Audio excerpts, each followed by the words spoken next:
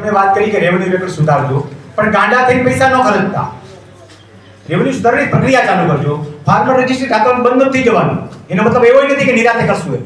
જેને revenue record ચોખ્ખો છે ફાર્મર રજિસ્ટ્રી કરાવી નાખો. જેને રેવન્યુ રેકોર્ડ ચોખ્ખો નથી, રેવન્યુ રેકોર્ડ સુધારવાની પ્રક્રિયા કરો, પછી ફાર્મર રજિસ્ટ્રી કરાવો. પણ કોઈ ગાંડા થઈને પૈસા ખર્ચવાની જરૂર નથી કે આને આટલા દીધી નામ કરીને કરાવી લઈએ. પ્રક્રિયા ચાલુ કરો. રાતોરાત કરી નાખવાની કાંઈ જરૂર નથી. જેનો ફરીને કહું, જેનો રેવન્યુ રેકોર્ડ ચોખ્ખો છે, એટલે કે આધાર કાર્ડ મુજબ રેવન્યુમાં હાથ નંબરમાં નામ છે, એ અરજી કરી નાખો.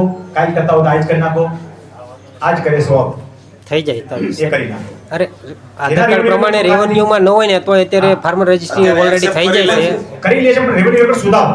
એટલે સાહેબ રેવન્યુ રેકોર્ડ સુધારવો હોય તો માનો કે મારામાં રેવન્યુ રેકોર્ડ મારામાં આધાર કાર્ડમાં પીઠવા છે અટક અને મારા રેવન્યુ રેકોર્ડમાં સુતાર છે, તો મારે એ સુતાર કઢાવીને પીઠવા કરાવવું હોય ના, એમ નહીં થાય.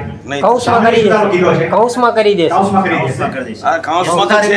તમારી જ્યારે હયાતીમાં હક દાખલ થશે ને ત્યારે તમે જે પણ એ તો મારે થઈ ગયું છે કાઉન્સમાં છે. વારસદારોમાં થઈ જશે. સુતાર પીઠવા એમ નીકળી જશે. હા એ થઈ ગયું છે. એટલું નહીં, ઉર્ફે બી થાય છે. હા આ ઉર્ફે બી થાય છે. સમજ્યા?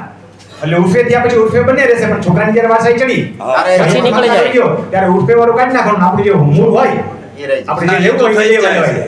એના આધાર કાર્ડમાં હોય ઓટોમેટિકલી આવી જાય. એટલે ખાતેદારી બી તૂટે નહીં, સાપ મરે નહીં, લાઠી ભાંગે નહીં.